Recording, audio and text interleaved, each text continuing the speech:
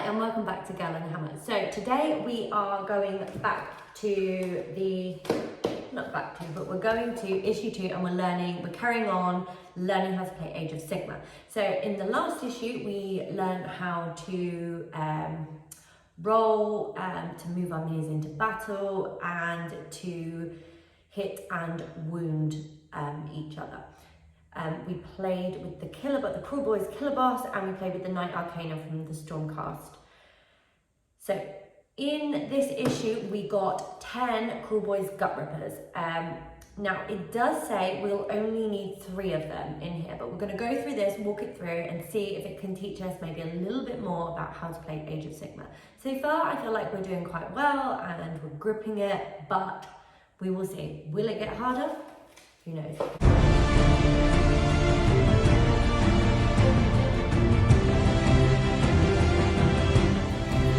Okay, so let's dive in.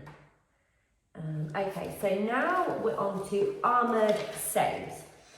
Armoured saves and units. So let's have a little look at that. So when your models take damage in a game of Age of Sigmar, you have a chance to protect them from the damage with a special dice roll called an armoured save. Models with lots of heavy armour have better chance of deflecting incoming attacks. Models wearing lighter armour are less likely to be able to deflect the attacks. You roll the dice for an armour save after an enemy has rolled their attacks. Each successful armour save roll deflects an enemy attack and saves your model from being wounded. Okay, so we're going on to units. So units. In Age of Sigmar, we call the monsters heroes and the loyal troops that make up your army units. We call the monsters heroes. Oh, okay. Wait there, I read that completely wrong. In Age of Sigmar, we call the monsters heroes and loyal troops that make up your army units. Okay, so this would be a unit and these 3 here would be a unit.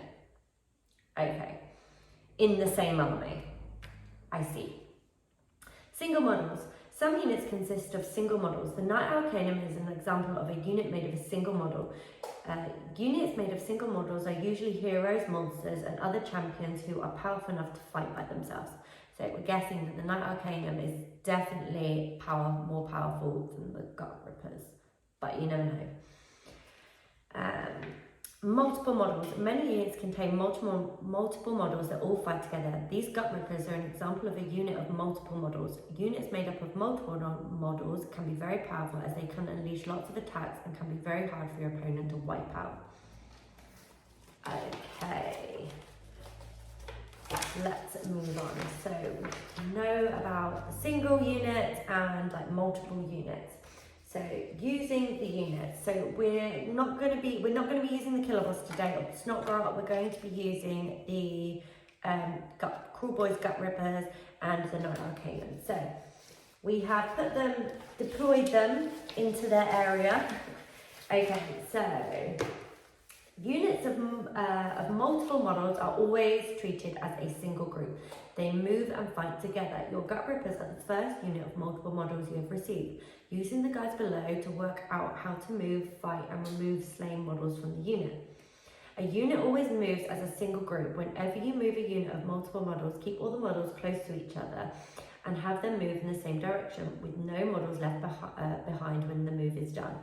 So the Cruel Boys player wants to move the unit of Gut Rippers into combat. They pick up the models one by one and move them next to the Knight Arcanum. So we've already moved our Knight Arcanum into this area. Now we want to move these into like attacking range, I think. So we're going to move them in range, all side by side. So they're all together, quite close. There we go. Okay, fighting. In a unit of multiple models, all of the models fight at the same time. When they attack, they do so as a combined group, unleashing a hail of blows on the enemy rather than attacking one by one. The Cruel Boys player wants to attack the Knight Arcanum. Each Gut Ripper gets to roll 2 attack dice. So the Cruel Boys player rolls all these dice, 6 in total, at the same time. So I've got my 6 dice. Okay. Dying. When inflicting wounds on a unit, the player who controls that unit must pick a model from the unit to take the wounds. When the model is slain, the player must pick another model to take any remaining wounds. The Knight Arcanum has dealt 3 wounds to the unit of Gut Rippers. The Cruel Boys player chooses which Gut Ripper to place wound markers next to. When the Gut Ripper has 2 wound markers next to it, it is slain. The Cruel Boys player must then choose another Gut Ripper to take the remaining wound. I see. The Hunt. Okay, so this is a different scenario, I think. Okay, the Hunt.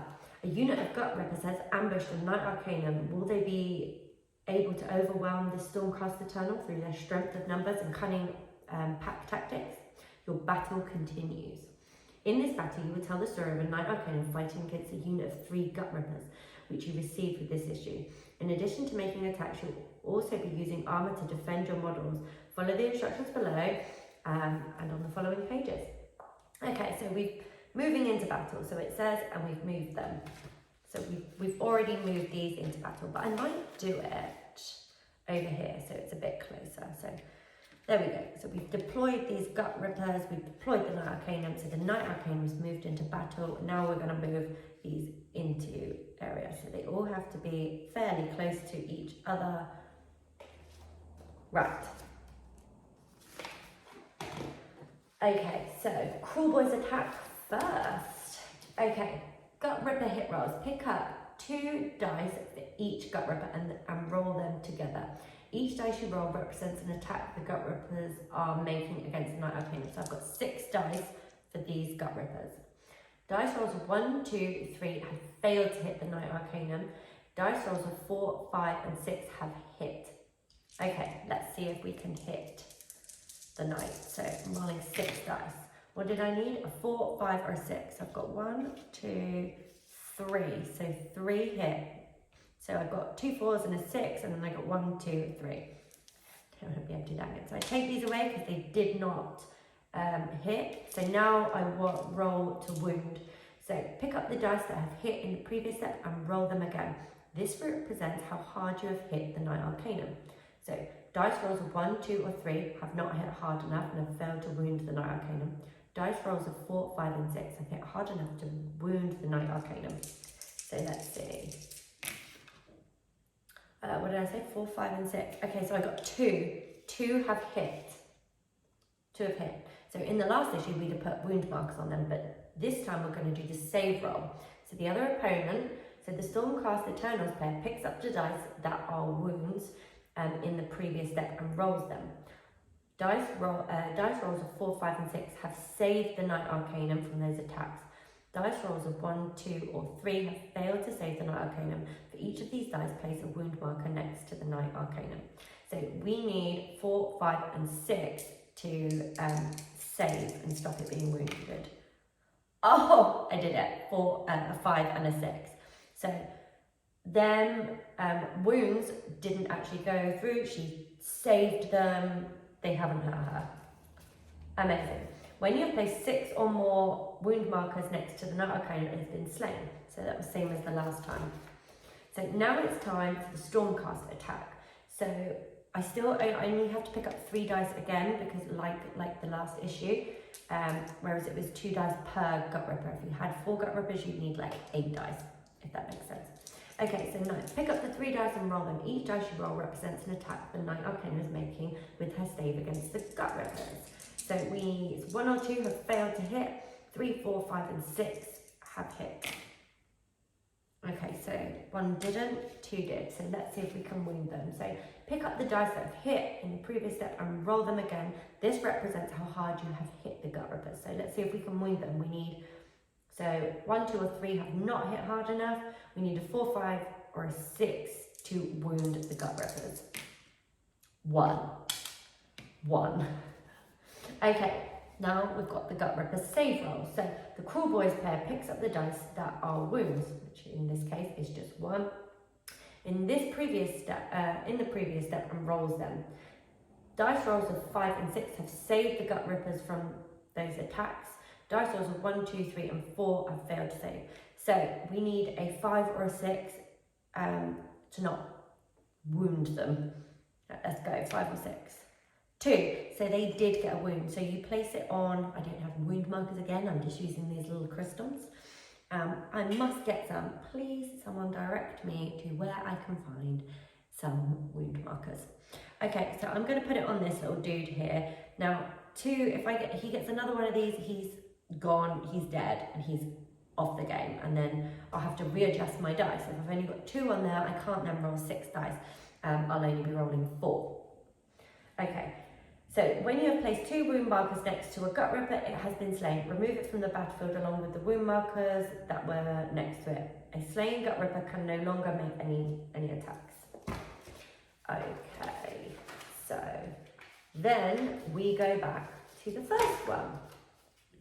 So we're going to pick up the 6 dice again, and we're going to roll for the Cruel Boys gut rippers. Let's go. So we need a 4, 5, or a 6 to hit.